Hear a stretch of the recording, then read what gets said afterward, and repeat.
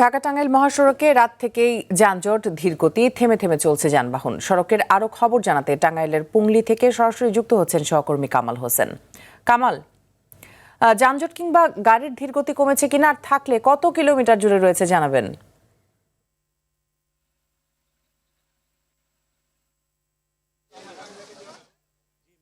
ধন্যবাদ আপনাকে। তবে এখন পর্যন্ত উত্তরের পথের যাত্রীদের কোনো সুখ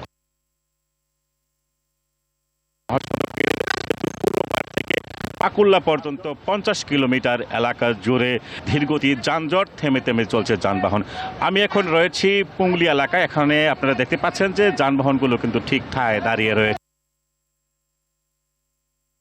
কিন্তু এই চিত্র দেখা যাচ্ছে।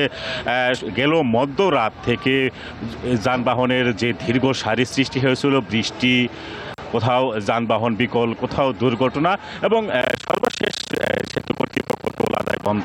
এই যে বেশ কয়েকটি কারণ রয়েছে, এই বেশ কয়েকটি কারণে যান চলাচলে কিন্তু অনেকটাই বিঘ্ন ঘটে, যার ফলে দীর্ঘ সারির যানজট, ধীর গতি, থেমে থেমে যানবাহন চলাচল, কচ্ছপ গতিতে যানবাহন চল, যেটি বলা চলে। মোট কথা যে আর এই পথের যাত্রীদের জন্য এখনো কোনো সুখবর নেই। তবে যাত্রীরা যেটি বলছেন, আসলে 4 মিনিটের রাস্তা তাদের আসতে সময় লেগেছে 4 থেকে 6 ঘন্টা। এতটাই স্লো গতিতে, ধীর গতিতে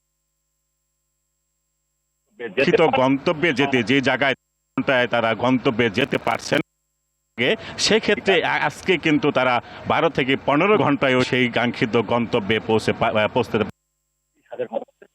বলছেন যে ঢাকা থেকে গেল রাত 12টা, কিন্তু বলছেন যে ঢাকা থেকে গেল রাত 12টায় কিন্তু তারা রওনা দিয়েছেন। এখন সেই প্রায় 2টা বেজে আসছে, এই পর্যন্ত কিন্তু যমুনা সেতু পার হতে পারেনি তারা।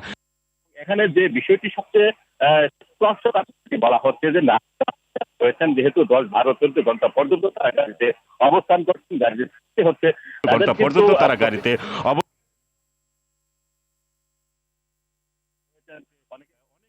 আমরা প্রয়োজনে আবার আপনার সাথে যোগাযোগ করব। ধন্যবাদ আপনাকে যুক্ত হওয়ার জন্য।